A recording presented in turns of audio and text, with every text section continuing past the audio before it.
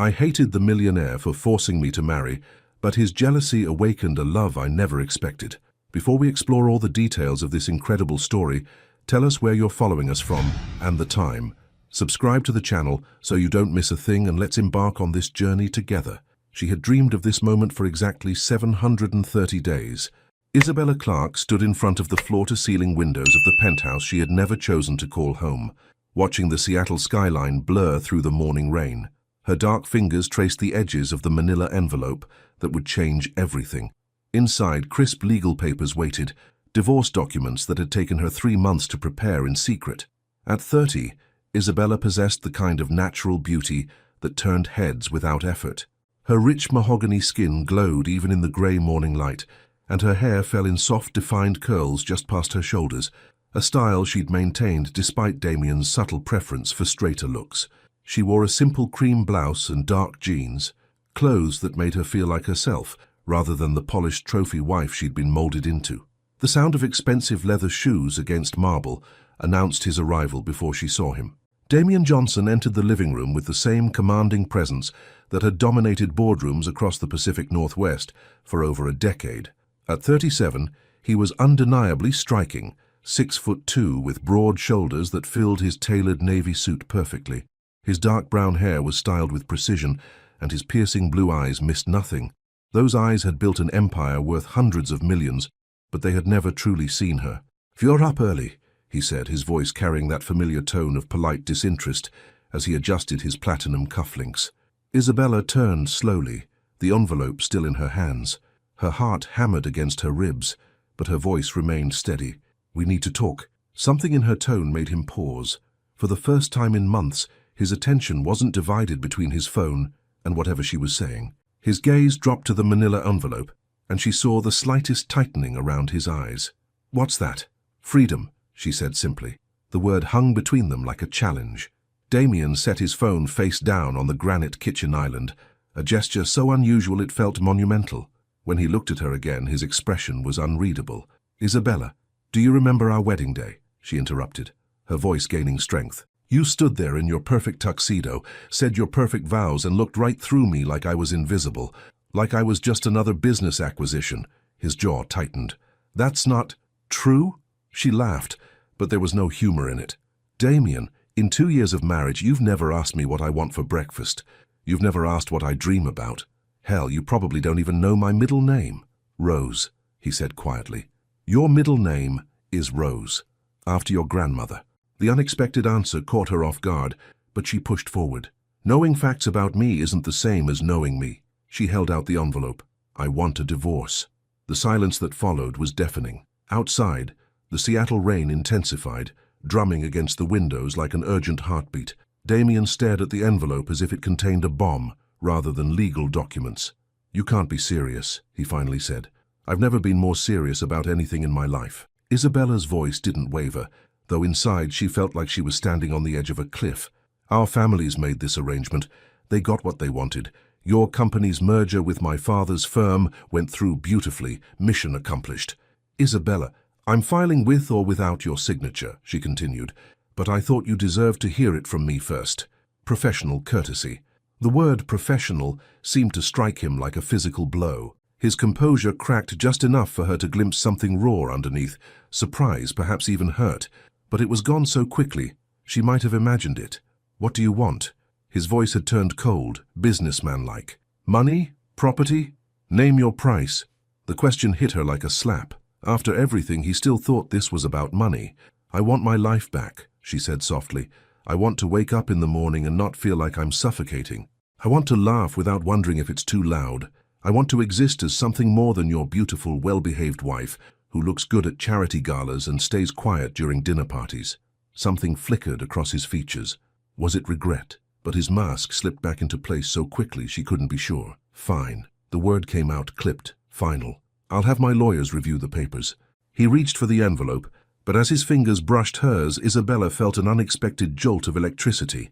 For a split second, their eyes met, and she saw something in his gaze that made her breath catch. But then he pulled away. The moment shattered. "I'll be staying at the Fairmont until this is resolved," she said, proud that her voice remained steady. Damien nodded curtly, already reaching for his phone. I'll have Marcus handle the details. Of course. Even their divorce would be handled by his assistant.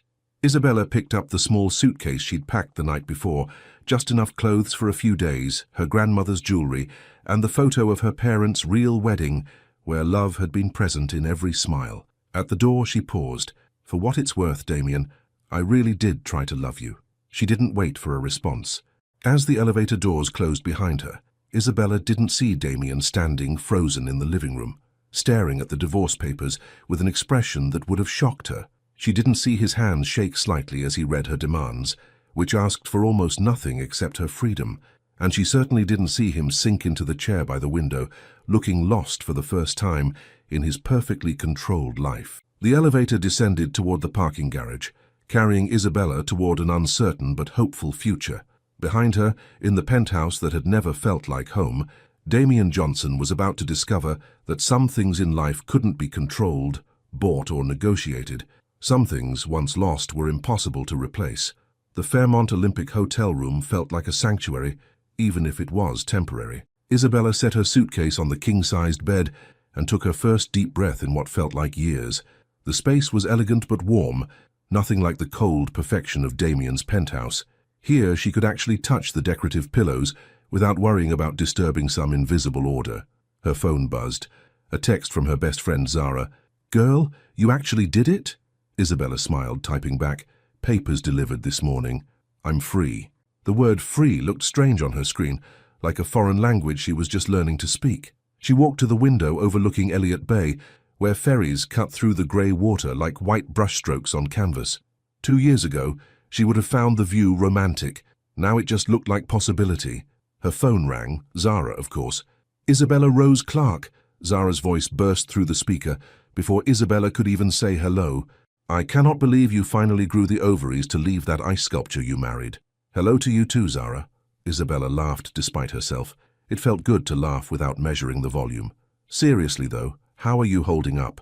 And don't you dare say fine, because I know you and I know this couldn't have been easy." Isabella sank into the plush armchair by the window. "I'm relieved, terrified. Both?" She paused. "He knew my middle name, Zara. After 2 years of treating me like furniture, he knew my middle name. Honey, that's not love, that's basic information retention. My dentist knows my middle name. Your dentist is also secretly in love with you. Dr. Peterson is 65 and married.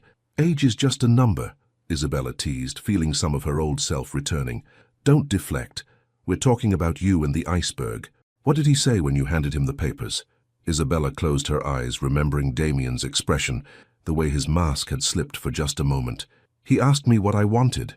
Money, property, like everything has a price tag. Typical. Did you tell him what you really want?" "I told him I want my life back." "Good. And what are you going to do with this life you're getting back?" The question hung in the air. For 2 years, Isabella had focused so intently on escaping that she hadn't fully considered what came after. She'd saved money secretly, opened her own bank account, but beyond that, "I don't know yet," she admitted. "Maybe I'll travel. Remember how we talked about backpacking through Europe after college? Before you got swept up in the whole merger-marriage situation," Zara said dryly. "It wasn't supposed to be forever," Isabella said quietly. "My father promised it was just business, just until the companies were stable together. He said a year, maybe 2 at most. And then what? Damien would magically decide he didn't need a wife anymore." Isabella didn't answer, because they both knew the truth. Her father had sold her future for a business deal, and she'd been too young and too trusting to see it clearly. "You know what?" Zara's voice turned fierce. "Forget the past. You're 30 years old, you're gorgeous, you're brilliant, and you're finally free to figure out who Isabella Clark really is when she's not playing the perfect wife." A knock at the door interrupted them. "Hold on, Zara."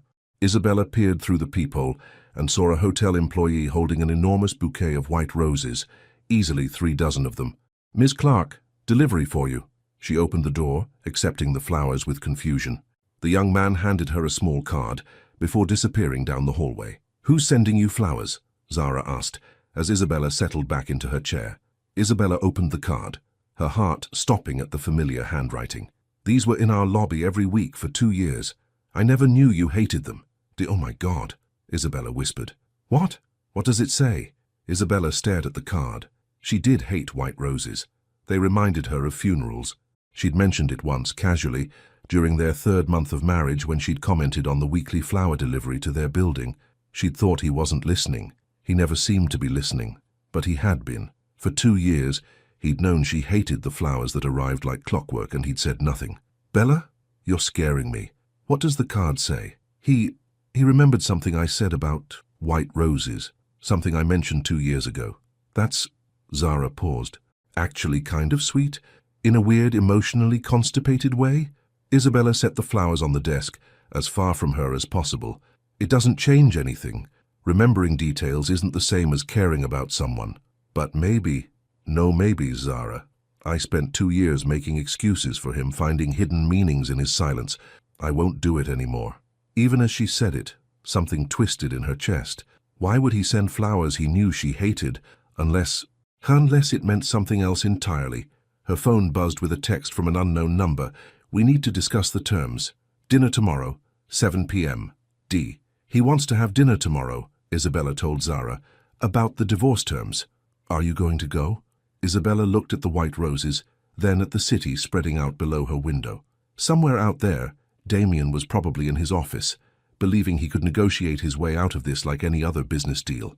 "Yes," she said finally, "I'm going to go, and I'm going to make it very clear that this isn't a negotiation. It's a done deal." But even as she said the words, Isabella couldn't shake the feeling that tomorrow's dinner was going to change everything again. And deep down, in a place she didn't want to acknowledge, she wasn't sure if that terrified her or thrilled her. She almost changed her mind 3 times. Isabella stood in front of the hotel mirror, adjusting the emerald green dress she'd bought that afternoon, the first piece of clothing she'd chosen in 2 years, without considering whether Damien would approve. The silk hugged her curves in all the right places, and the color made her dark skin glow. She looked like herself again. Her phone buzzed. "You got this, Queen. Show him what he's losing."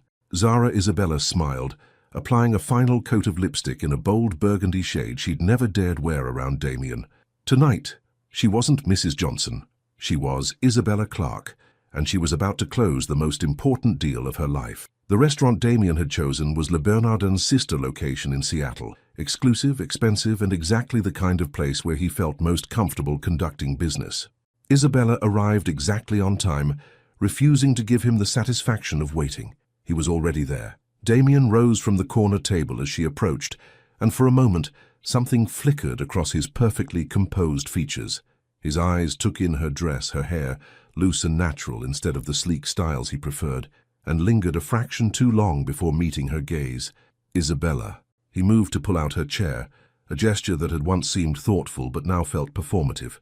"Damien." She sat without acknowledging his courtesy, placing her purse deliberately on the table between them like a barrier. He looked different somehow, still impeccably dressed in his charcoal suit and silver tie, still radiating that quiet authority that commanded every room he entered. But there were subtle changes, the slight tension around his eyes, the way his fingers drummed once against the table before he caught himself. "You look," he started, then stopped. "Different," she supplied coolly. "Beautiful." The word came out rougher than he'd intended. Isabella felt a dangerous flutter in her chest and quickly suppressed it. "Let's just get to business, shall we? I assume you've reviewed the papers." Damien signaled the waiter, ordering wine without asking her preference, a vintage Bordeaux that cost more than most people's monthly salary, another reminder of the world she was leaving behind. "I've reviewed them," he said once they were alone again. "Your terms are surprisingly reasonable." Meaning most women in your position would ask for half of everything. "You're asking for almost nothing." Isabella leaned back in her chair. "Maybe because I don't want anything from you except my freedom." The waiter returned with the wine, going through the elaborate tasting ritual with Damien, while Isabella watched the other diners. A young couple at the neighboring table was sharing dessert, laughing over some private joke. The woman had chocolate on her lip and her partner reached over to gently wipe it away. Such a simple gesture, but full of tenderness. Isabella looked away. "The house in Bellingham," Damien said once the waiter left. "You're not asking for it. It's your house. We spent our honeymoon there." "No, Damien. You conducted business calls there while I sat on the beach alone. There's a difference." He was quiet for a moment, swirling the wine in his glass. "I had 3 major acquisitions closing that week. You couldn't just be present for your new wife." Isabella's voice remained steady, but there was steel underneath. "How you couldn't just turn off your phone for 1 week? Business doesn't stop because what? Because you got married? No, you're right. It doesn't. But a marriage does stop when only one person is participating. Their meals arrived. Pan-seared halibut for her, duck for him. The food was exquisite, but Isabella barely tasted it. She was too focused on the way Damien kept looking at her when he thought she wasn't paying attention. Why now? He asked suddenly. What do you mean? Why are you leaving now? What changed? Isabella set down her fork. I woke up last Tuesday morning and realized I couldn't remember the last time you looked at me. Really looked at me. Not through me or past me, but at me. And I realized I'd stopped looking at myself too. Isabella, do you know what I wanted to be when I was little? She continued. A photographer. I wanted to travel the world and capture moments that mattered. Real moments, not staged corporate headshots or charity gala publicity shots. Damien's hand stilled on his wineglass. You never told me that. You never asked. The silence stretched between them, heavy with unspoken truths. Isabella watched Damien's jaw work as if he was fighting some internal battle. What if, he started, then stopped. What if what? What if things were different? What if we tried again? Isabella felt something crack inside her chest. For a moment, just a moment, she allowed herself to imagine it. Damien without his walls, actually present, actually seeing her. But then reality crashed back. Different how, Damien? You'd still be you, driven, ambitious, married to your work, and I'd still be the inconvenient wife who wants more than you're willing to give. You don't know what I'm willing to give, because you've never shown me. The words came out sharper than she'd intended, causing nearby diners to glance their way. Isabella lowered her voice. 2 years, Damien. I've had 2 years to figure out what you're willing to give, and it's not enough. He leaned forward, and for the first time all evening, his mask slipped completely. What if I told you I made a mistake? Isabella's heart hammered against her ribs, but she forced herself to remain steady. I'd say it's too late for regrets. Is it? The question hung between them like a challenge. Isabella saw something in his eyes she'd never seen before. Vulnerability, maybe even desperation. It would be so easy to say no, to give him another chance, to believe that love could grow from the ashes of their arrangement. But she'd spent 2 years hoping for scraps of affection from a man who gave her everything except the one thing she needed. Yes, she said quietly, it is. Damien sat back as if she'd slapped him. His composure returned like armor sliding back into place, but not before she caught a glimpse of something that looked like heartbreak. I'll sign the papers, he said finally. Isabella nodded, surprised by the hollow feeling in her chest. This was what she wanted. This was freedom. So why did it feel like losing? She was gathering her purse when Damien spoke again, his voice barely above a whisper. For what it's worth, Isabella, I did see you. Every damn day, I saw you. Isabella paused at the edge of the table, her heart stuttering, but she didn't turn around. Then why did you make me feel invisible? She didn't wait for an answer. The courier arrived at exactly 9 a.m., just as Isabella was finishing her second cup of coffee. She'd spent a restless night replaying Damien's words. I did see you. Every damn day I saw you, and trying to understand what he'd meant. If he'd seen her, truly seen her, then why had she felt so desperately alone? Package for Isabella Clark, the young man announced, holding out a manila envelope that looked identical to the one she'd given Damien 3 days ago. Isabella's hands trembled slightly as she signed for it. This was it, the end of the most complicated chapter of her life. She waited until the courier left before opening the envelope. Inside were the divorce papers, signed in Damien's precise handwriting, along with a handwritten note on his personal letterhead. Isabella, I've instructed my lawyers to expedite the process. You should be free within 30 days.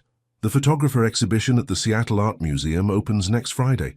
You always loved photography. D. Isabella stared at the note until the words blurred. He remembered. After 2 years of what felt like complete indifference, he remembered that she loved photography. Her phone buzzed, Zara calling for their daily check-in. Please tell me you're not crying over signed divorce papers, Zara said without preamble. I'm not crying. Isabella wiped her eyes quickly, even though Zara couldn't see her. I'm just processing. Processing what? You're free. This is celebration time, not crying time. Isabella walked to the window, watching Seattle wake up below. He included a note about a photography exhibition. Oh no, please tell me you're not reading into some throwaway comment about art. It's not throwaway, Zara. In 2 years he never once acknowledged my interests. Never. And now, When he's signing papers to end our marriage, he mentions photography? Maybe he's feeling guilty? Or maybe... Isabella paused, not wanting to voice the thought that had been nagging at her all morning. Maybe what? Maybe he was paying attention all along and I just didn't see it. The silence on the other end stretched long enough that Isabella checked to make sure the call hadn't dropped. Bella, Zara said finally, her voice gentle but firm. Paying attention isn't the same as being present. A stalker pays attention too, but that doesn't make it love. The harsh comparison made Isabella wince, but she understood Zara's point. Still, something about the note felt different, personal in a way that Damien never was. I know you're right, Isabella said. It's just confusing. You know what's not confusing? The fact that you're about to be legally free from a man who treated you like a business acquisition. Don't let one note about photography make you forget 2 years of emotional neglect. After they hung up, Isabella tried to focus on her future. She'd already started looking at apartments, small cozy places that felt nothing like the sterile perfection of Damien's penthouse, places where she could put mismatched furniture and colorful throw pillows without worrying about disrupting some invisible aesthetic. But her eyes kept drifting back to the note. You always loved photography, always, as if he'd been cataloging her interests the entire time, storing them away for what? Why mention it now when it was too late? By noon, she'd convinced herself that Zara was right. It was guilt, nothing more. A gesture meant to ease Damien's conscience as he signed away their marriage. By 2 p.m., she'd changed her mind again. By 4 p.m., she was standing in front of the Seattle Art Museum. The exhibition was called Invisible Moments, photographs that captured the spaces between heartbeats, the split seconds when people revealed their truest selves without realizing it. A mother's hand smoothing her child's hair, an elderly man feeding pigeons with a secret smile, a woman laughing so hard she'd forgotten to be self-conscious. Isabella moved through the gallery in a trance, studying each image with the intensity of someone seeing color for the first time. This was what she'd dreamed of doing, finding beauty in ordinary moments, telling stories without words. I thought I might find you here. Isabella spun around, her heart lurching. Damien stood near the entrance, looking oddly uncertain. He'd traded his usual business suit for dark jeans and a charcoal sweater that made his blue eyes even more striking. It was the most casual she'd ever seen him, and the effect was disarming. What are you doing here? She asked. Same thing you are, I imagine, looking at photographs. That's not what I meant. Damien approached slowly, as if she might bolt at any sudden movement. I come here sometimes, when I need to think. You come to photography exhibitions to think? Something that might have been a smile touched his lips. I started coming after our 3rd month of marriage. You mentioned this place once, said you used to spend hours here during college. Isabella's breath caught. You remember that? I remember everything you've ever told me, Isabella. Every story, every preference, every dream you've shared. His voice was quiet, almost vulnerable. I never knew how to respond to them. She stared at him, trying to reconcile this version of Damien with the man who'd spent 2 years treating their conversations like business meetings. Why? She whispered. Because I've never been good at this, at caring about someone, at being cared about. He looked down at his hands. My parents' marriage was a merger too, and love was treated like weakness in my house. I thought if I kept my distance, if I didn't let myself feel too much, I could protect us both. Protect us from what? From me disappointing you the way I disappoint everyone eventually. The confession hung between them like a bridge Isabella wasn't sure she should cross. This vulnerability was so different from the controlled businessman she'd married that it felt like meeting a stranger. Damien, I know it's too late, he said quickly. I know I lost my chance, but I needed you to know that the distance wasn't because I didn't see you. It was because I saw you too clearly, and I knew I wasn't enough. Isabella felt tears threatening and blinked them back. You don't get to do this. You don't get to make me the villain for leaving when you're the one who built the walls. I'm not trying to make you the villain. I'm trying to make you understand. Understand what? That you cared but chose to hurt me anyway. That you saw me but decided to make me feel invisible. That makes it worse, Damien, not better. He flinched as if she'd hit him. You're right, I'm sorry, I wanted you to know the truth before we both moved on. Isabella turned back to the photographs, her vision blurring. A part of her wanted to forgive him, to believe that understanding his reasons could somehow erase the pain of the past 2 years. But another part, the part that had found the strength to leave, knew that explanations couldn't undo damage. The papers are signed, she said without looking at him. We'll both be free soon. When she turned around, he was gone. But on the bench where he'd been standing, he'd left something, a small wrapped package with another note, for when you're ready to start capturing those invisible moments again. Inside was a vintage Leica camera, perfectly restored and obviously expensive, the kind of camera she'd dreamed of owning since college, but could never afford. Isabella sank onto the bench, holding the camera like it might shatter. It was the most thoughtful gift anyone had ever given her, and it came from the man she was divorcing. Nothing about this made sense anymore. The apartment key felt heavier than it should have. Isabella stood outside the bright yellow door of her new Capitol Hill studio, holding the Leica camera in one hand and her future in the other. It was a cozy space, nothing like the penthouse's cold grandeur. The hardwood floors creaked in friendly places. The windows faced west for perfect sunset light, and there was a reading nook that begged for mismatched cushions and a pile of photography books. It was hers, completely, utterly hers. So why did she feel so empty? "Please tell me you're not having second thoughts about the apartment," Zara said, appearing at the top of the stairs with her arms full of moving boxes. "Because I already helped you carry half your life up 2 flights of stairs, and I'm not doing it again." Isabella managed to smile. "No second thoughts. I love it." "Then why do you look like someone stole your favorite puppy?" Isabella held up the camera. "He gave me this at the museum." Zara nearly dropped the boxes. "He was at the museum." "Girl, are you being stalked by your soon-to-be ex-husband?" "I don't think so. He said he goes there to think." Isabella followed Zara inside, setting the camera carefully on the kitchen counter. "He knew I'd be there, because he's been paying attention to your patterns for 2 years. That's not romantic, Bella. That's concerning." "But what if—" "No." Zara set down the boxes with enough force to rattle the contents. "No what-ifs. We've been through this. The man had 2 years to show you he cared, and instead he made you feel like a ghost in your own marriage. One expensive camera doesn't erase that." Isabella knew Zara was right, but the camera seemed to mock her from its place on the counter. It was exactly the model she'd mentioned wanting in a photography magazine she'd left open on their coffee table 18 months ago. She'd assumed Damien hadn't noticed, but he had. He'd noticed everything. The afternoon passed in a blur of unpacking and arranging. Isabella hung colourful curtains, actual colour, not the muted beiges and greys Damien preferred. She put out her grandmother's quilt, her collection of vintage postcards, and a small succulent garden that would never survive in the penthouse's air-conditioned perfection. By evening, the space looked like her, vibrant, warm, slightly chaotic in all the right ways. "Much better," Zara declared, flopping onto the second-hand sofa they'd found at an estate sale. "This place has personality. It has soul. It has character flaws," Isabella corrected, pointing to the slightly warped doorframe and the bathroom tiles that didn't quite match. "Exactly. Just like real people do." They ordered Thai food and ate it straight from the containers, while sitting on the floor, something Isabella would never have done in the penthouse. Every bite tasted like freedom. "So what's the plan now?" Zara asked around a mouthful of pad thai. "Job hunting, dating, taking over the world." "Photography," Isabella said without hesitation.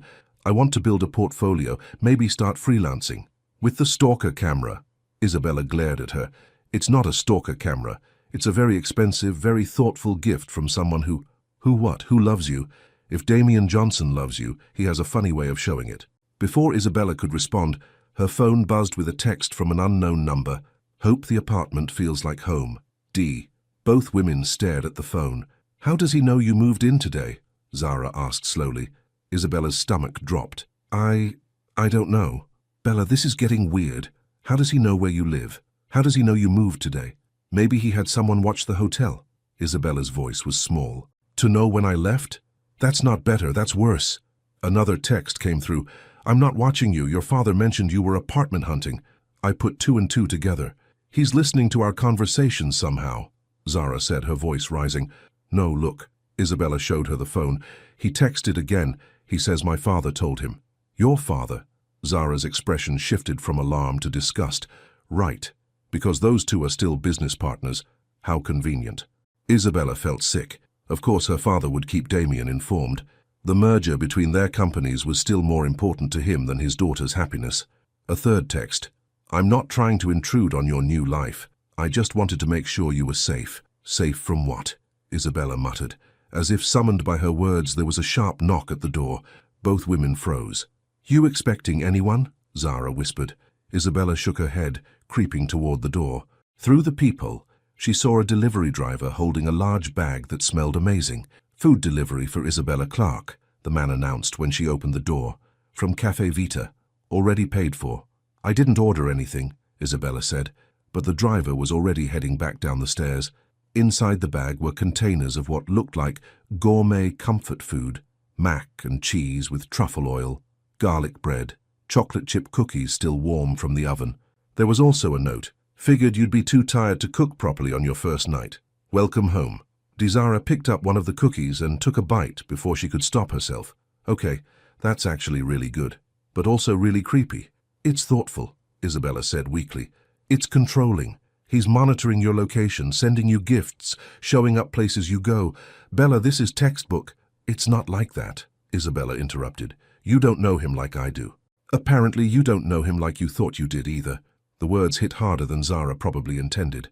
Isabella sank onto the couch, suddenly exhausted. I'm so confused, Zara. For 2 years, I felt invisible. Now I feel like I'm under a microscope." "Because you are, and that's not healthy." Isabella's phone buzzed again. "I'm sorry if the food was presumptuous. I'll stop. You deserve to start fresh without me hovering." She stared at the message, torn between relief and something that felt suspiciously like disappointment. "What does it say?" Zara asked. "He's going to stop. The texts, the gifts, everything. Good." "Yeah," Isabella said, but her voice lacked conviction. "Good." She set the phone aside and tried to focus on the cookies, but they tasted like confusion now. For 2 years, she'd begged for Damien's attention. Now that she had it, she didn't know what to do with it. Outside her new apartment, the city hummed with late-night energy. People were living their lives, making choices, moving forward.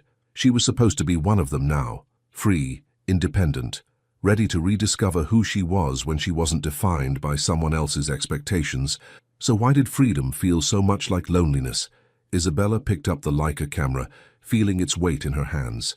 Through the viewfinder, her new apartment looked different, warmer, more hopeful.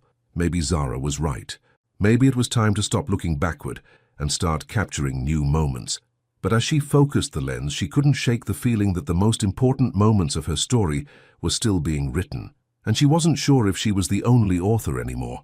She wasn't supposed to be there. Isabella adjusted the strap of her emerald cocktail dress and checked her reflection one last time in the hotel lobby mirror. The annual Pacific Northwest Business Leaders Gala had been a fixture in her calendar for 2 years, as Damien's wife. Tonight, she was here as Isabella Clark, freelance photographer, hired to capture candid moments for the event organizers. It was her first professional photography job since the divorce papers were filed, and she was determined to prove she belonged here on her own merit. The Leica hung around her neck, its weight both comforting and nerve-wracking. She'd spent the past week learning every setting, every nuance of the vintage camera. It felt like holding a piece of history, and tonight it would help her create some. "Isabella?" She turned to find Marcus Webb, Damien's assistant, approaching with his usual polished smile. "I didn't expect to see you here tonight." "Working," she said simply, lifting the camera slightly. "Henderson Events hired me to photograph the evening." Something flickered across Marcus's features. Surprise, maybe concern. "Does Mr. Johnson know?" "Why would that matter? We're getting divorced, Marcus, not declaring war." But even as she said it, Isabella felt a flutter of nervousness. She hadn't considered that Damien might react poorly to seeing her here. This was his world, after all. These were his colleagues, his clients, his domain. "Of course," Marcus said quickly. "I just meant, well, it might be awkward. It's only if we make it awkward."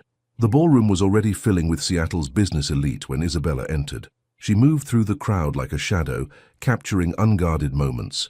A tech CEO laughing at his wife's joke, a real estate mogul nervously adjusting his tie before a presentation, 2 rival company heads sharing what looked like a genuine conversation by the bar. Through her lens, she saw a different side of these powerful people. They weren't titans of industry in these moments. They were just humans trying to navigate a social event. "Excuse me, are you the photographer?" Isabella turned to find a striking woman in her 40s extending a manicured hand. "Eleanor Hartwell, Hartwell and Associates. I've been admiring your work tonight. Thank you." "Isabella Clark." "Clark?" Eleanor's eyes lit up with recognition. "You're Robert Clark's daughter, and you're also..." Getting divorced, yes. Isabella had learned to cut off that conversation quickly. But tonight I'm just a photographer. Well, you're a talented one. That shot you took of Senator Morrison with his granddaughter was beautiful, very natural. Isabella smiled, feeling a warmth she hadn't experienced in years. This was what she'd been missing, recognition for her own skills, her own work, not just as an extension of someone else's success. I'd love to discuss some freelance work with you, Eleanor continued. We're always looking for good photographers for our corporate events. They were exchanging business cards when Isabella felt it, that familiar shift in the room's energy that meant Damien had arrived. She didn't need to turn around to know he was there. After 2 years of marriage, she'd developed an almost supernatural awareness of his presence. When she finally did look, her breath caught. Damien stood near the entrance in a perfectly tailored black tuxedo, commanding attention without effort, but it wasn't his usual confident demeanor that made her stare. It was the way his eyes immediately found her across the crowded room, as if he'd been searching for her the moment he walked in. For a heartbeat, they looked at each other across the space that might as well have been an ocean. Isabella saw something flicker across his features, surprise, pleasure, maybe even pride as he took in her professional setup and the way she moved confidently through his world. Then someone approached him, breaking the spell, and Isabella forced herself to look away. That's some serious tension, Eleanor murmured, following her gaze. It's complicated, Isabella said, lifting her camera to capture a group toast happening nearby. The best stories usually are. Isabella spent the next hour avoiding Damien's side of the room, focusing on her work. She photographed the keynote speaker, the award presentations, the networking clusters that formed and reformed like dancers changing partners.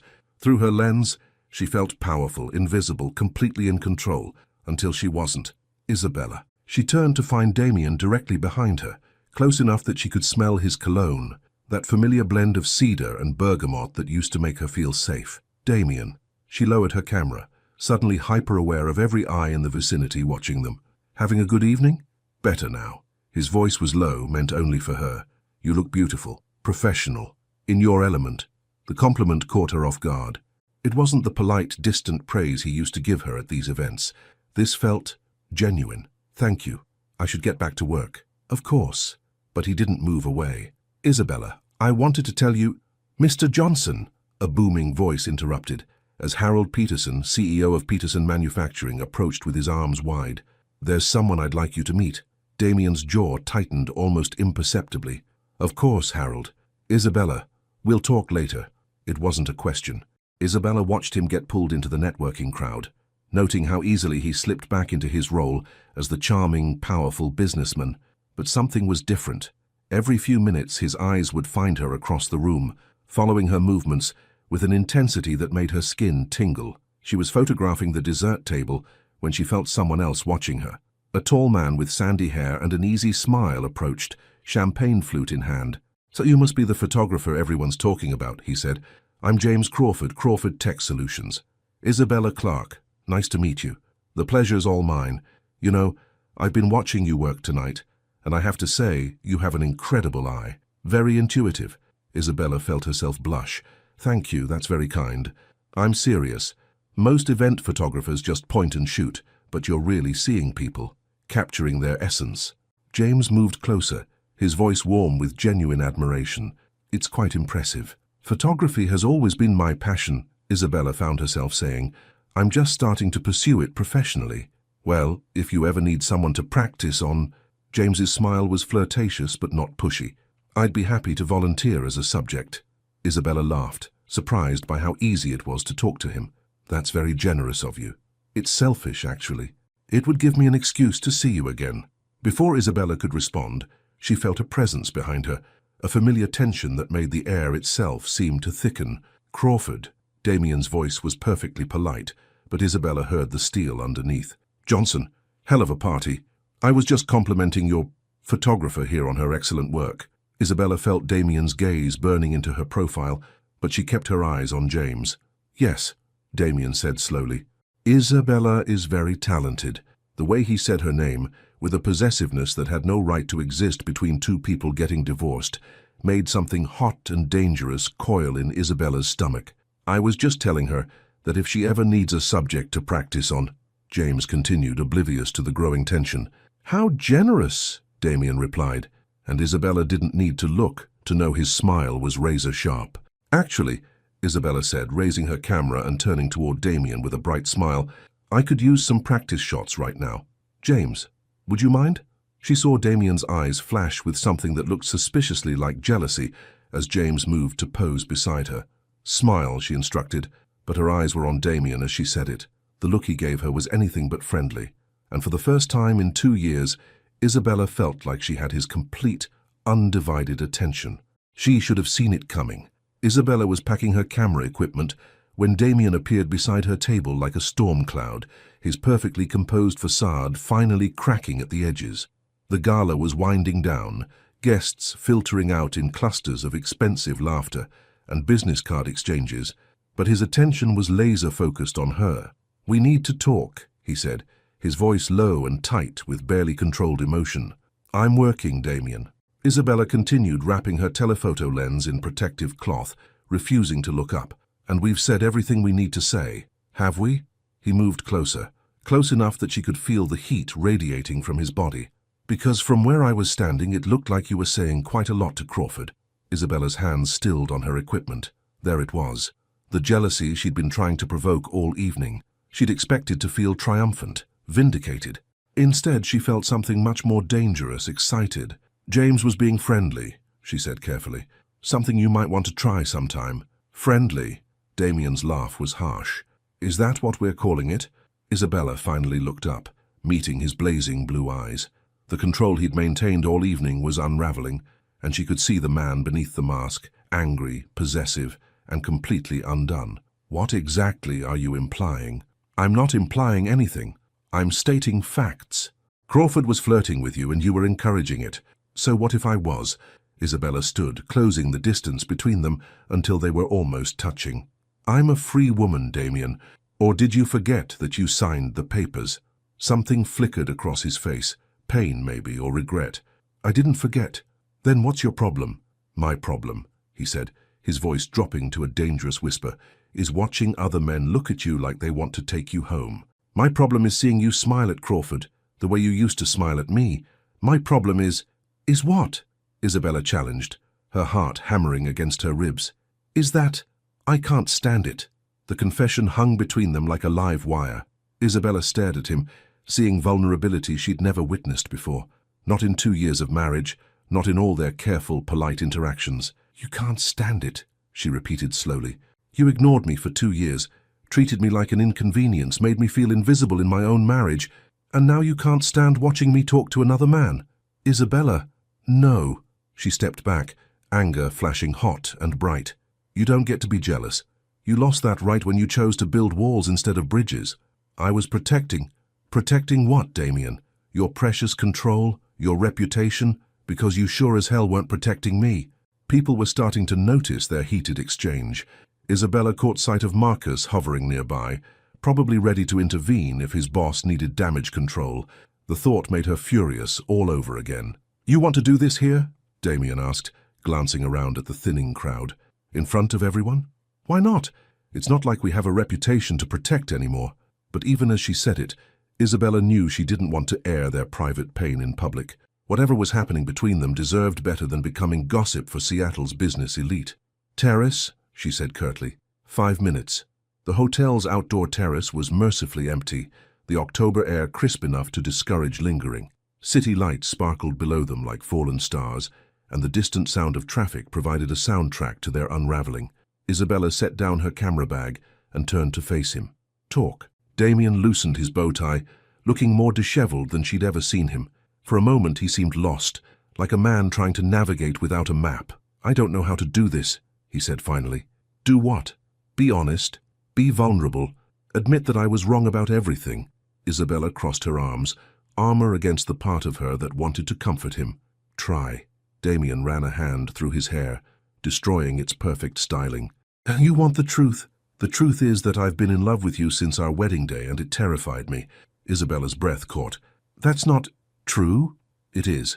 The moment you walked down that aisle in your grandmother's dress, looking so beautiful and so scared, I knew I was in trouble. This was supposed to be business, Isabella, a merger with benefits. But you looked at me during those vows like you actually believed in them, and You what?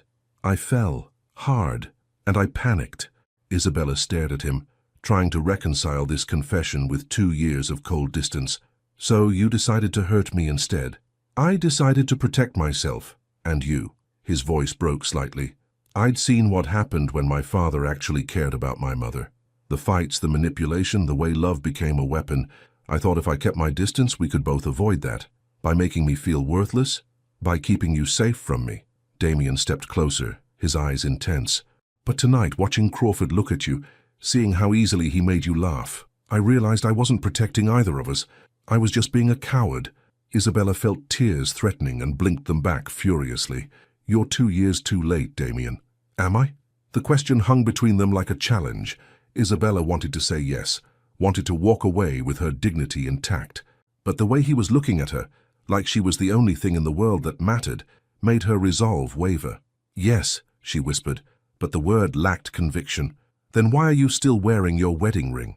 Isabella's hand flew to her left ring finger, where the simple band she'd forgotten to remove sat like an accusation. Habit, or hope? Before she could answer, Damien reached out and touched her hand. The first time he'd initiated physical contact in months. His fingers were warm, familiar, and Isabella hated how right they felt against her skin. Isabella, I know I don't deserve another chance. I know I hurt you in ways that might be unforgivable. But if there's any part of you that still believes in us— There is no us! The words burst out of her like a dam breaking. There never was an us, Damien. There was you, and there was me, and there was a legal document that bound us together. But there was never an us. You're wrong. Am I? Then where were you when I needed you? Where were you when I spent nights crying myself to sleep because my own husband couldn't stand to be in the same room with me? Where were you when I was drowning in loneliness while sitting right next to you? Each word hit him like a physical blow, and Isabella watched his composure crumble completely. I was there, he said quietly. I was always there, hating myself for hurting you, wanting to reach out, wanting to tell you how I felt. But every time I tried, I remembered my parents' marriage, and I convinced myself that distance was kindness. Distance was cruelty. I know that now. Isabella pulled her hand away, stepping back from the magnetic pull of his proximity. Knowing and doing are different things, Damien. You knew a lot of things for 2 years. You knew I loved photography. You knew I was unhappy. You knew I was slowly disappearing. But knowledge without action is just another form of negligence. What do you want me to do? The question came out raw, desperate. Tell me how to fix this. You can't. Isabella picked up her camera bag, suddenly exhausted. Some things, once broken, can't be put back together. She was almost to the door when his voice stopped her. I love you. 3 words. Simple, devastating. 2 years too late. Isabella turned back, tears finally spilling over. I know, but love without courage, love without action, love without presence. That's not love, Damien. That's just a beautiful way to break someone's heart. She left him standing alone on the terrace, silhouetted against the city lights, looking like a man who'd finally realized what he'd lost. And for the first time since filing for divorce, Isabella wasn't sure if leaving was the right choice or the biggest mistake of her life. The coffee shop was supposed to be neutral territory. Isabella had chosen Café Luna deliberately, a small, cozy place in Fremont that Damien would never frequent. Mismatched furniture, local art on the walls, and baristas with purple hair who definitely didn't recognize the CEO of Johnson Enterprises. It was her world now, not his. She'd been coming here every morning for a week, establishing a routine that felt deliciously normal. Order a lavender latte, find the corner table by the window, edit photos on her laptop while people watching through the rain-streaked glass. It was the kind of life she'd dreamed of during those suffocating penthouse mornings. So when Damien walked through the door at exactly 8:47 a.m. on a Tuesday, her first thought was that she was hallucinating. He looked completely out of place in his charcoal suit and Italian leather shoes, like a shark that had wandered into a goldfish bowl. The purple-haired barista, Sage according to her name tag, looked him up and down with barely concealed amusement. "Can I help you?" Sage asked, clearly enjoying the novelty of serving someone who probably spent more on ties than she made in a month. Coffee. Black. Large. Damien's usual crisp efficiency seemed forced, like he was playing a role he'd forgotten how to inhabit. Isabella bent lower over her laptop, hoping he wouldn't notice her, but of course he did. Damien's gaze found her immediately, as if he'd known exactly where she'd be. Their eyes met across the crowded cafe, and Isabella felt that familiar jolt of electricity she'd been trying to forget. He looked tired, she realized. The perfectly controlled mask was still in place, but there were shadows under his eyes that hadn't been there a week ago. For a moment, neither of them moved. The morning bustle continued around them, students typing furiously on laptops, remote workers taking video calls, retirees reading newspapers with religious devotion. But Isabella felt suspended in time, caught between the urge to flee and the dangerous desire to understand why he was here. Damien paid for his coffee and walked over to her table with the measured stride of a man approaching a negotiation he wasn't sure he could win. "Mind if I sit?" he asked, gesturing to the empty chair across from her. Isabella's instinct was to say yes, she minded very much. This was her space, her routine, her carefully constructed new life. But something in his expression, uncertainty masquerading as confidence, made her nod instead. "How did you know I'd be here?" she asked, as he settled into the mismatched chair that was probably worth less than his watch.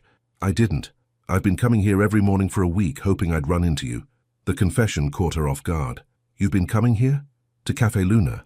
Seemed like the kind of place you'd choose. Authentic. Real." He looked around the cafe with what seemed like genuine curiosity. "It's nice, comfortable." Isabella studied his face, searching for sarcasm or condescension, but found none. "It's not exactly your usual scene." "No," he agreed. "My usual scene is sterile conference rooms and overpriced restaurants where everything tastes like ambition."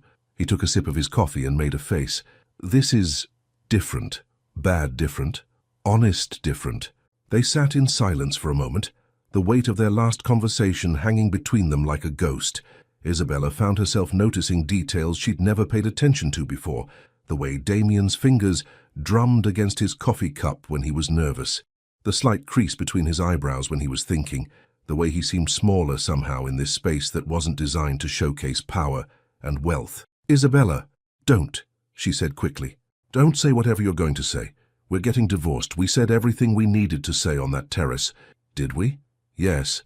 But even as she said it, Isabella knew it wasn't true. There were 1,000 things left unsaid, 1,000 moments left unexplored, 1,000 what-ifs that kept her awake at night. "I quit," Damien said suddenly. Isabella's fingers froze over her keyboard. "What?" "The Peterson merger. I walked away from it yesterday." His voice was matter-of-fact, but she could see the tension in his shoulders. 3 years of work, 50 million in potential revenue. Gone. "Why would you do that?" "Because it would have required me to relocate to Portland for 6 months, and I realized that moving further away from you was the last thing I wanted to do." Isabella stared at him, her mind struggling to process what he'd just said. The Peterson merger had been his pet project, the deal that would cement Johnson Enterprises as the premier consulting firm on the West Coast. It was everything he'd worked toward for years. "Damien, that's insane. You can't just walk away from opportunities like that." "I can. I did." He leaned forward, his eyes intense. "Do you know what I realized this week? That I've spent so many years building an empire that I forgot to build a life. And what's the point of having everything if you don't have the one person who makes it matter?" Isabella felt her chest tighten. "You can't put that on me. You can't make me responsible for your life choices." "I'm not. I'm taking responsibility for my own choices. And I'm choosing you. I'm choosing us." "There is no us," Isabella said, but the words felt hollow now. "Isn't there?" Damien reached across the table, not quite touching her hand, but close enough that she could feel the warmth of his skin. "Tell me you don't feel anything when you look at me. Tell me that your heart doesn't race when I walk into a room. Tell me that you don't still love me even a little bit, and I'll walk away right now." Isabella opened her mouth to say exactly that, to end this conversation, and the dangerous hope it was kindling in her chest, but the words wouldn't come. Because the truth was, she did still love him. Despite everything, despite the pain and the loneliness and the 2 years of feeling invisible, some stubborn part of her heart refused to let go. "Love isn't enough," she whispered instead. "No," Damien agreed. "It's not. But it's a start. And maybe we could build something real this time. Something that's not about business deals or family expectations or protecting ourselves from getting hurt. Something that's just about us."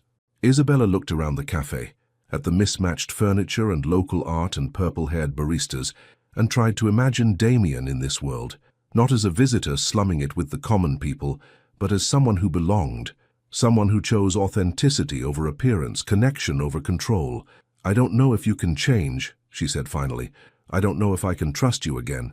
"I don't know either," Damien admitted, "but I'd like the chance to try. I'd like the chance to prove that the man you fell in love with, the one who was too scared to show himself, is still in here somewhere." Isabella's phone buzzed with a text from Zara. "Coffee date with Mr. Wright coming by at 10. Don't let me down." She'd forgotten. James Crawford, charming, uncomplicated James who made her laugh and didn't come with 2 years of emotional baggage, was taking her out for a second coffee date. He was exactly the kind of man she should want. Available, interested, emotionally healthy. He was perfect for the new life she was trying to build. But as she looked across the table at Damien, rumpled, vulnerable, fighting for something he'd never learned how to ask for, Isabella realized that perfect wasn't what her heart wanted. Her heart wanted the man who'd spent a week drinking terrible coffee in a cafe that didn't suit him, just for the chance to see her. The man who'd walked away from millions of dollars because it would take him further from her. The man who was finally letting her see behind the mask. "One chance," she said quietly, "but not as your wife, not as Mrs. Johnson, living in your world, playing by your rules. If we do this, we start over, as equals, as two people who choose each other, not two people bound by a contract." Damien's smile was radiant, transforming his entire face. "As equals." Isabella's phone buzzed again, reminding her of James's impending arrival. She looked at the message, then at Damien, and made a choice that felt like jumping off a cliff. "I have to make a phone call," she said, standing up. "Don't go anywhere." As she stepped outside to cancel her date with James, Isabella caught sight of her reflection in the cafe window. She looked nervous, hopeful, terrified, like a woman about to bet everything on love one more time. Behind her, Damien sat in his mismatched chair, looking more at home in her world than she'd ever thought possible. Maybe, just maybe, they could build something real after all. This felt nothing like their marriage. Isabella stood outside Pike Place Market at 11 a.m. on a Saturday, wearing jeans and a soft grey sweater, clothes that made her feel like herself rather than a trophy wife. The October air was crisp but not cold, and the market buzzed with its usual weekend energy. Tourists snapping photos, locals buying fresh flowers, vendors calling out prices for everything from salmon to handmade jewelry. Damien was already there, leaning against a brick wall near the fish market, and Isabella almost didn't recognize him. Gone was the armor of expensive suits and perfect styling. Instead, he wore dark jeans, a navy blue Henley, and a leather jacket that looked lived in rather than fresh from the boutique. His hair was slightly messed by the wind, and he looked normal, approachable, real. "Hi," he said when he saw her, pushing off from the wall with what looked like nervous energy. "Hi yourself." Isabella couldn't help but smile at how different he seemed. "You look like I don't belong in a boardroom? Like you belong anywhere you want to be." Something warm flickered in his eyes at that. "I wasn't sure you'd come." "I wasn't sure either, to be honest." Isabella adjusted the strap of her camera bag. She'd brought the Leica, partly for protection, and partly because she couldn't seem to go anywhere without it anymore. "But here I am. Here you are." Damien's smile was softer than any expression she'd seen from him in 2 years of marriage. "So, what do people do on first dates?" The question was so unexpectedly vulnerable that Isabella laughed. "You've never been on a first date?" "Not really. Most of my relationships were—" He paused, looking for the right words. "Business arrangements. Mutual convenience. This is uncharted territory for me." "Well, lucky for you, I'm an excellent tour guide." Isabella gestured toward the market entrance. "Come on, let's start with the basics.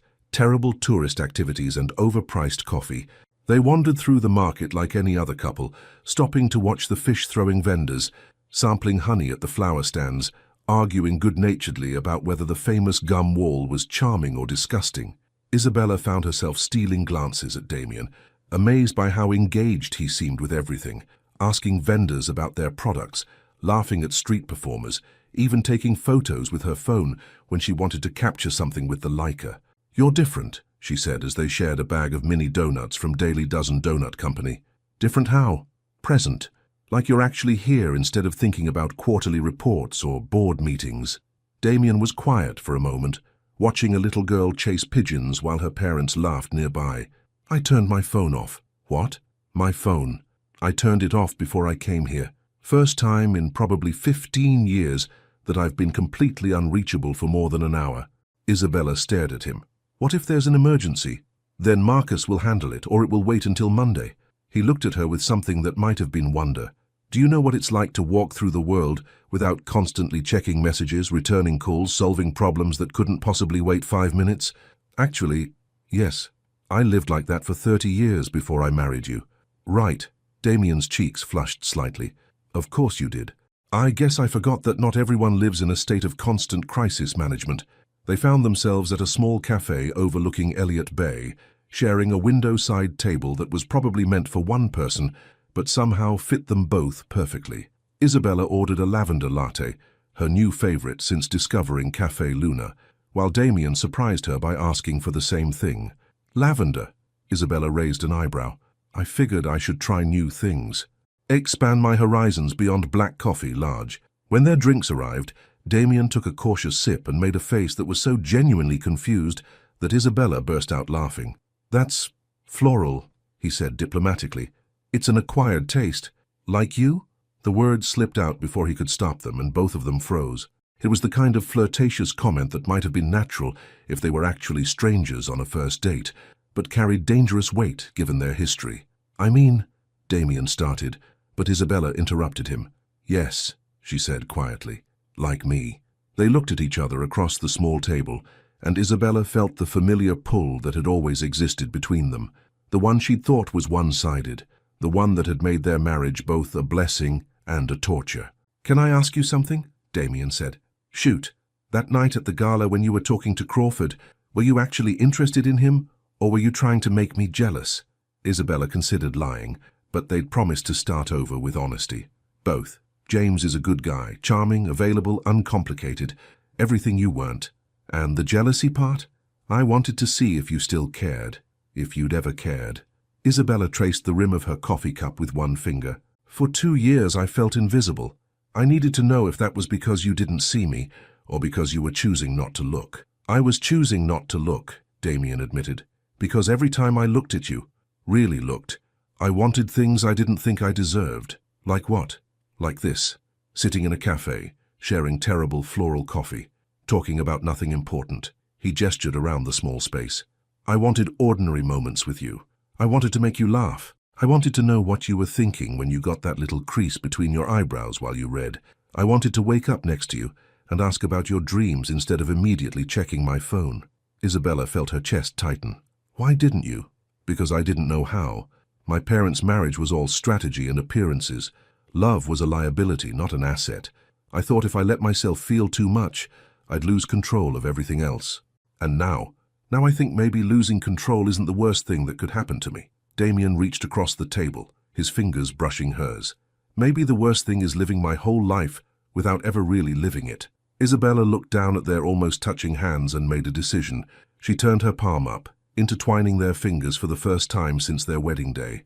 Damien's hand was warm, familiar, and she'd forgotten how perfectly it fit with hers. This is terrifying, she whispered. For me too. What if we hurt each other again? What if we don't? They sat in silence, hands clasped, watching the ferry boats cut through the grey water outside. Isabella felt like she was standing at the edge of a precipice. Behind her, the safety of a life without Damien, but also without the possibility of what they could be. Ahead, the uncertainty of trusting him again, of believing that people could really change. I want to show you something, she said suddenly, pulling out her camera. Isabella had been taking photos throughout their market wandering, candid shots of vendors and street performers, architectural details, moments of human connection. But now she scrolled through to the ones she'd taken of Damien when he wasn't paying attention, him laughing at the fish-throwing display, concentrating seriously on a busker's guitar performance, looking genuinely delighted by a toddler's dance, moves near the flower stands. In every photo he looked relaxed, happy, completely present. I've never seen you look like this, Isabella said, showing him the images. Damien studied the photos with something like amazement. I don't think I've ever felt like this. Like what? Free. Like I can just be, without performing or calculating or managing impressions. He looked up from the camera. Is this what normal people feel like? Isabella laughed. Sometimes when they're with the right person. Am I the right person for you, Isabella? The question was soft, vulnerable, and completely without the confidence that usually armored him. Isabella looked at this man who'd spent a morning turning off his phone, drinking lavender lattes, and chasing pigeons in Pike Place Market, and felt something shift inside her chest. "I don't know yet," she said honestly, "but I'd like to find out." Damien's smile was radiant. "I'd like that too."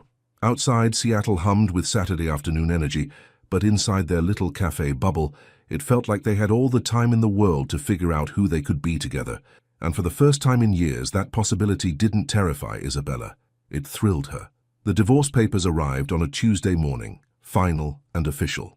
Isabella stared at the legal documents spread across her kitchen table, her coffee growing cold as she read the words that made her officially Isabella Clarke again. 2 years of marriage, dissolved in 3 pages of legal terminology and official stamps. She should have felt relieved, free, victorious. Instead, she felt hollow. Her phone buzzed with a text from Damien. "The papers came today. We should talk." Isabella set the phone aside without responding. They'd been seeing each other for 3 weeks now. Coffee dates, market walks, long conversations that stretched into evening. It had been beautiful, tentative, full of possibility, but it had also been theoretical. A maybe future that existed in the space between their legal marriage and their legal divorce. Now the divorce was real, and everything felt different. Another text, "Please, Isabella, I need to see you." Before she could talk herself out of it, Isabella grabbed her keys and drove to the one place she knew he'd be, the penthouse that had never felt like home. Damien answered the door before she could knock, as if he'd been watching for her. He looked terrible. Hair disheveled, shirt wrinkled, eyes red-rimmed with exhaustion. In his hand, he held the same set of divorce papers. "You came," he said, relief evident in his voice. "We need to figure out what this means," Isabella said, stepping into the familiar space that felt foreign now. "The papers change things." "Do they?"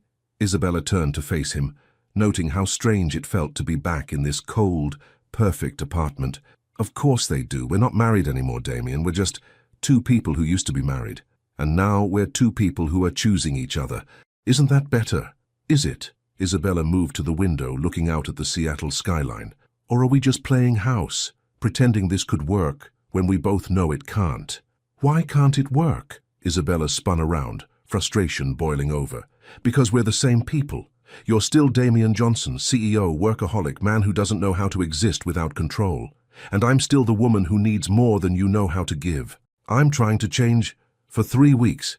3 weeks of turning off your phone and drinking lavender lattes doesn't erase 2 years of emotional neglect." Damien flinched, as if she'd slapped him. "What do you want me to do? How do I prove that this is real?" "I don't know." The words burst out of her, raw and desperate. "That's the problem, Damien. I don't know how to trust you again.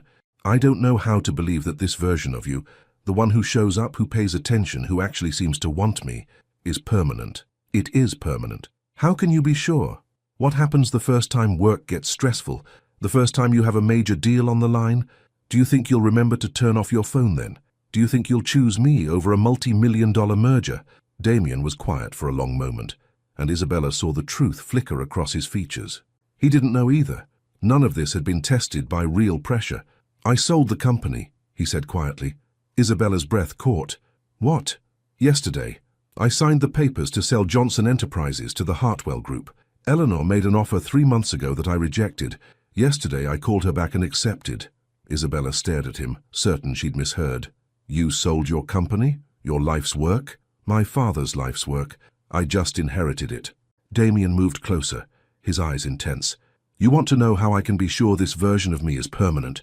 Because I eliminated the thing that made me the other version." "Damien, that's insane. You can't restructure your entire life around a relationship that might not work." "I'm not restructuring my life around a relationship. I'm restructuring my life around myself, around the man I want to be." He reached for her hands, and this time she let him take them. "Do you know what I realized when I was sitting in my office yesterday, looking at quarterly reports and acquisition proposals? I realized I felt nothing. No excitement, no satisfaction, no sense of purpose. It was just obligation. But it was your obligation, your legacy." "No, Isabella. It was my father's legacy, and his father's before him. I've been living someone else's life for 37 years, wondering why I felt so empty." Damien's voice broke slightly. "You were the first thing that ever made me feel alive, and I was so terrified of that feeling that I tried to kill it." Isabella felt tears threatening.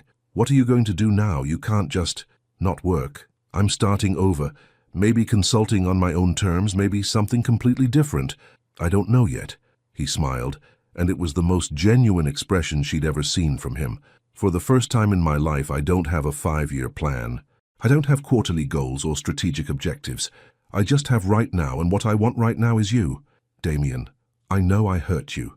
I know I made you feel invisible and unwanted and alone. I know that 3 weeks of lattes and market walks doesn't undo 2 years of damage." His hands tightened on hers. "But I also know that I love you more than I've ever loved anything, and I'm willing to spend the rest of my life proving that to you if you'll let me." Isabella looked into his eyes and saw something she'd never seen before: complete vulnerability. No masks, no calculations, no strategic positioning. Just a man who had torn down his entire world for the chance to build something real with her. "I'm scared," she whispered. "So am I. What if we mess this up again?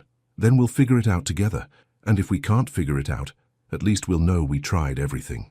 Isabella felt the last of her walls crumbling. This wasn't the controlled businessman who had married her for convenience. This wasn't even the tentatively vulnerable man who had been courting her for 3 weeks. This was someone entirely new, someone who had chosen love over security, possibility over certainty. "The divorce papers," she said, glancing at the documents still scattered on the kitchen island, "mean that we're free to choose each other for the right reasons." "And what would those be?"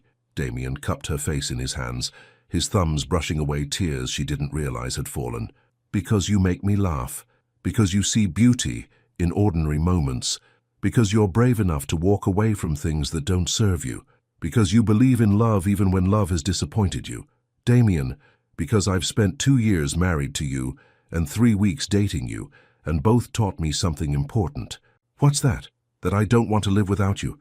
Not because a contract says I have to, and not because it's convenient or strategic or good for business, but because you make me want to be the best version of myself." Isabella stood on her tiptoes and kissed him, pouring 2 years of longing and 3 weeks of hope into the connection. When they broke apart, both of them were breathing hard. "So what happens now?" she asked. "Now we start over, for real this time. No contracts, no family expectations, no business mergers. Just us." Isabella looked around the penthouse that had been their prison and smiled. "I'm not moving back here. I wouldn't want you to. I'm thinking of selling this place anyway. Too many bad memories. And getting what instead? I don't know. Maybe something with character flaws. Maybe something that needs a woman with excellent taste in mismatched furniture to make it feel like home." Isabella laughed, feeling lighter than she had in years. "I might know someone who could help with that. I was hoping you would." Outside, Seattle sparkled in the afternoon sun, full of possibilities they were finally brave enough to explore together. The divorce papers lay forgotten on the counter. Not an ending after all, but the beginning of something neither of them had dared to hope for. A love story that was entirely their own. 1 year later, she still returned to the same coffee shop, but everything else had changed. Isabella pushed open the door to Café Luna, the bell chiming its familiar welcome as she stepped into the warm, aromatic embrace that had become her second home. The purple-haired barista, Sage, looked up from the espresso machine and grinned. "The usual, Mrs. Johnson?" Sage asked, though she was already reaching for the lavender syrup. "Actually," Isabella said, her smile bright with mischief, "make it 2 today. 2 lavender lattes. Someone's feeling adventurous. Someone's meeting her husband." The word still felt new and wonderful on her tongue, even after a year. Not because they'd remarried, they'd never actually finalized the divorce, but because husband meant something entirely different now. It meant the man who left work at exactly 5:30 p.m. every day to have dinner with her. It meant the person who knew she needed exactly 7 minutes of silence and 1 cup of coffee before she was ready to talk in the mornings. It meant the partner who had driven her to 3 different camera shops last month until they found the perfect vintage lens for her growing photography business. The cafe had become their place in a way the penthouse never was. Every Tuesday and Thursday, they met here for what Damien called mandatory decompression time, a policy he'd instituted not just for himself, but for his entire company. Johnson Enterprises now had the highest employee satisfaction rating in the Pacific Northwest, and Damien had been featured on the cover of Business Weekly with the headline, "The CEO Who Chose Life Over Legacy." Isabella settled into their usual corner table, the one by the window where she'd first seen Damien look completely out of place a year ago. Now he fit here so naturally that tourists sometimes asked him for coffee recommendations. Her phone buzzed with a text. Running 2 minutes late. Marcus called about the Henderson account, told him it could wait until tomorrow. See you soon. The heart emoji made her laugh. Damien had discovered emojis 3 months ago and used them with the enthusiasm of a teenager, much to Marcus's professional horror. Isabella pulled out her laptop and opened the folder labeled Chicago Wedding, her latest photography project. Eleanor Hartwell had been so impressed with Isabella's corporate event work that she'd started referring friends for their personal celebrations. Last weekend, Isabella had photographed an intimate lakeside wedding, and the photos told a story of love that was both passionate and peaceful. She was editing a particularly beautiful shot of the bride's grandmother dancing when familiar hands covered her eyes from behind. Guess who? Damien's voice was warm with playful affection. Isabella pretended to consider. Could it be my devastatingly handsome husband who promised to try new things but still orders black coffee every day? Actually, Damien said, releasing her and sitting down across from her, I ordered a lavender latte today. Isabella looked up to see Sage approaching with their drinks, wearing a knowing smirk. He's been practicing for weeks, Sage confided. Finally worked up the courage to order it without making that face. Traitor, Damien said good-naturedly, accepting his drink. He took a sip and only winced slightly. See? I'm expanding my horizons. One floral coffee at a time, Isabella agreed, leaning across the table to kiss him softly. Even after a year, the simple freedom to kiss him whenever she wanted still felt miraculous. How was your day? Damien asked, gesturing to her laptop. The Chicago wedding? Beautiful. The bride's parents renewed their vows during the ceremony. 40 years of marriage, and they still look at each other like teenagers. Isabella turned the laptop so he could see the photos. It reminded me of something. What's that? Our vows. The original ones. Isabella had been thinking about this for weeks, an idea that both thrilled and terrified her. We said them in a church full of people who were there for business reasons, wearing clothes picked by stylists, reading words written by someone else. Damien's expression grew serious. And now I know what those words actually mean. For better or worse, in sickness and health, for richer or poorer, Isabella traced the rim of her coffee cup nervously. I want to say them again, but this time I want to mean them. Damien set down his coffee cup carefully, his blue eyes intense. Are you asking me to marry you, Isabella Clark Johnson? Maybe I am. In that case, Damien reached into his jacket pocket and pulled out a small velvet box that made Isabella's heart stop. Maybe I should ask you first.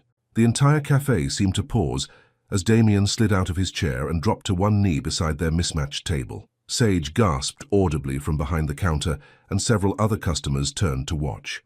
Isabella, Damien said, his voice steady despite the emotion in his eyes. A year ago you tore up divorce papers because you believed we could build something real. You were right. We built a marriage based on choice instead of obligation, on love instead of convenience, on partnership instead of control. Isabella felt tears starting to fall as he opened the box to reveal not the massive diamond she'd worn before, but a simple, elegant band with 3 small stones, emerald, diamond, and sapphire. Your birthstone, mine, and the stone that represents wisdom, Damien explained. Because you taught me that the greatest wisdom is knowing when to fight for love and when to let it transform you. Damien, so I'm asking you, Isabella Clark Johnson, will you marry me again? Will you choose us again? Will you let me spend the rest of my life proving that love with courage, love with action, love with presence is the most powerful force in the world? Through her tears, Isabella saw the entire cafe watching them with bated breath. She saw Sage recording on her phone, probably planning to post it to the cafe's Instagram. She saw other couples leaning into each other, perhaps remembering their own proposals, but mostly she saw Damien, not the powerful CEO she'd married 2 years ago, but the man who'd learned to turn off his phone, who danced with her in their kitchen while dinner burned, who brought her coffee in bed every Sunday morning and listened to her dreams like they were the most important business proposals in the world. Yes, she whispered, then louder. Yes, of course, yes. The cafe erupted in applause as Damien slipped the ring onto her finger and kissed her thoroughly. When they broke apart, both laughing and crying, Sage appeared with 2 champagne flutes. On the house, she announced. Consider it an engagement gift. How did you... Isabella started. He's been carrying that ring for 3 weeks, Sage explained. Asked me what your favorite flowers were, what time you usually came in, whether I thought you'd say yes. I told him any woman who forgives a man for being an emotional disaster and then helps him become human again is definitely going to say yes to a second chance at forever. Isabella looked at Damien, amazed. 3 weeks? I wanted it to be perfect. But then I realized that perfect isn't what matters. Real is what matters. And this place, this moment, this life we've built together, it's real. They stayed at the cafe until closing time, calling family and friends, making plans for a small ceremony in Pike Place Market where they'd had their first real date. Nothing elaborate or expensive or designed to impress anyone else, just them, their closest people, and vows they'd write themselves. As they walked home to the cozy craftsman house they'd bought in Queen Anne, complete with character flaws and mismatched furniture, Isabella caught their reflection in a storefront window. They looked like any other couple in love, nothing like the powerful businessman and his trophy wife who had posed for society photos 2 years ago. "Do you ever miss it?" she asked, as they climbed the front steps of their home. The Empire Building, the high-stakes deals, the feeling of controlling everything. Damien unlocked the door and pulled her into his arms in their entryway, surrounded by her photography prints and his collection of books on sustainable business practices. "I miss the rush sometimes," he admitted, "but I don't miss the emptiness. I don't miss feeling like I was performing my life instead of living it." He kissed her forehead gently. "Besides, I have a new empire now." "What's that?" "This. Us. A marriage built on choice and sustained by daily acts of love. A business that prioritizes people over profits. A life that has room for lavender lattes and dancing in the kitchen and long conversations about dreams." Damien's smile was radiant. "It's a smaller kingdom, but it's infinitely more valuable." That night, as they lay in bed planning their second wedding, Isabella thought about the divorce papers she'd torn up a year ago. She'd thought she was choosing to save her marriage, but she'd actually been choosing to save herself, to believe that love was worth fighting for, even when it seemed impossible. Outside their bedroom window, Seattle hummed with late-night energy, full of people making choices and taking chances, and deciding who they wanted to become. Inside, Isabella and Damien held each other close, two people who had learned that the greatest love stories aren't about finding the perfect person, but about choosing to become the person worthy of the love you want to receive. And as Isabella drifted off to sleep, wearing a ring that represented choice instead of obligation, she knew that their story was just beginning. Sometimes the greatest love stories aren't written in boardrooms or sealed with contracts. They're built in coffee shops and market walks, in quiet conversations and brave choices, in the decision to tear up divorce papers because love is worth fighting for. Isabella and Damien learned that true love isn't about finding someone perfect, it's about choosing someone imperfect and building something beautiful together, one honest moment at a time. Would you have made the same choice Isabella did, to fight for a love that had hurt you, believing it could become something beautiful? Your participation means a lot to the channel. Please share your thoughts in the comments. Thank you so much for watching until the end. If you enjoyed this story, don't forget to subscribe to the channel, leave a like, and comment your thoughts. Your participation is very important to us. See you next time.